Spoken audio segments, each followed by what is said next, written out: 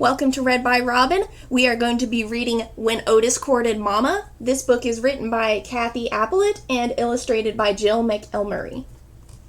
Let's begin! Before Otis, Cardell had a mostly wonderful life. He had a perfectly good mama and a perfectly good daddy. Both his perfectly good mama and his perfectly good daddy adored him, and Cardell adored them too, with good reason. Cardell's perfectly good daddy made the most fantastic jalapeno flapjacks with just the right amount of saguaro syrup. He was a master at playing zig-the-zag across the hot, burning sand without leaving a single paw print. Best of all, when his perfectly good daddy howled, the stars shimmered and the moon beamed. Cardell felt loved through and through. The only problem was that Cardell's perfectly good daddy lived in a different part of the desert. Cardell had to share him with his perfectly nice stepmama, Lulu, and his perfectly cute stepbrother, little Frankie, but Cardell was mostly used to it. Besides, he only stayed there part of the time. The rest of the time, he lived on the other side of the desert, where he had his perfectly good mama all to himself.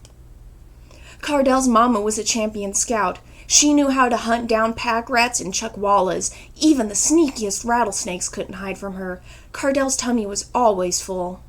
She was also a master artist. She painted the most beautiful sunrises and sunsets. Everyone agreed her paintings were something to see. Best of all, when his perfectly good mama smiled, the moon, the stars, and even the planets glowed. Cardell felt warm and safe. Yep, apart from a few sticker burrs and occasional sand fleas, Cardell's life was mostly wonderful. But all of that was before Otis, their new neighbor, showed up at the door.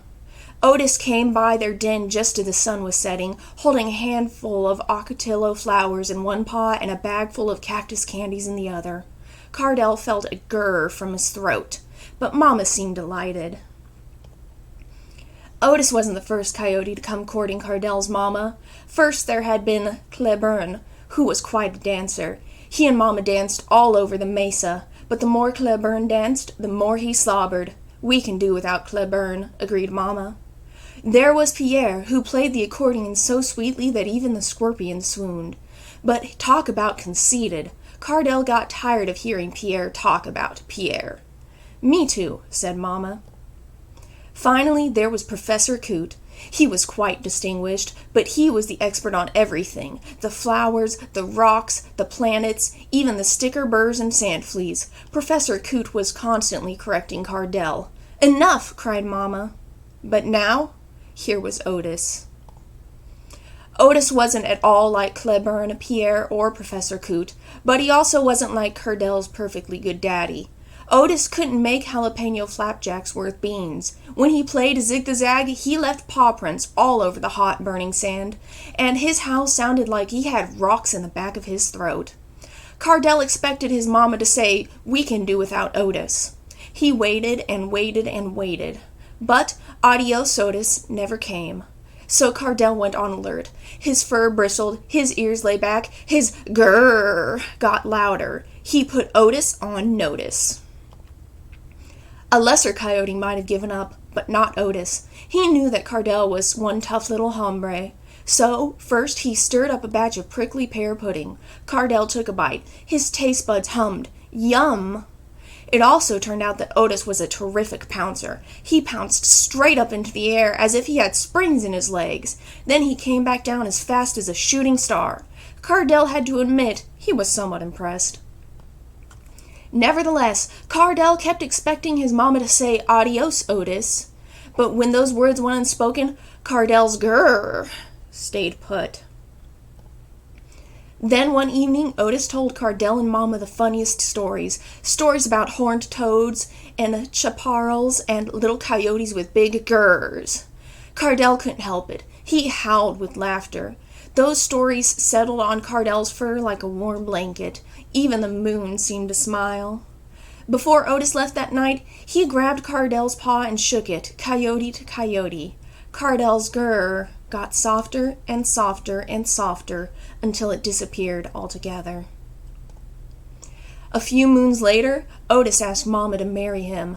Cardell and Otis waited and waited and waited. The sun rose, the sun set, the stars shimmered in the desert sky. Finally, all of the planets lined up just right. Then, "Yes," Mama said at last. She smiled the biggest smile Cardell had ever seen. He looked at Otis, whose grin was just as wide. Then Mama and Otis both looked at Cardell, and he smiled right along with them. After Otis, Cardell still had a perfectly good daddy and a perfectly good mama and a perfectly nice stepmama and a perfectly cute stepbrother. But now Cardell also had someone else. Otis. And life, sticker burrs and sand fleas aside, it was mostly wonderful. That is the end of this book, which I think is a great look at not only divorced parents, but step-parents. A lot of children do have trouble when there's new people coming into the picture, both with their mother and their father. Even if they've already accepted that daddy has a stepmommy now, they may not be okay with accepting that mommy wants a new stepdaddy. It takes a lot of time and patience, and when you find the right person, like Otis, they will put in the effort, I hope. Thank you very much for watching. This is children's content, so you will not be able to comment, but you can like the video and follow my channel.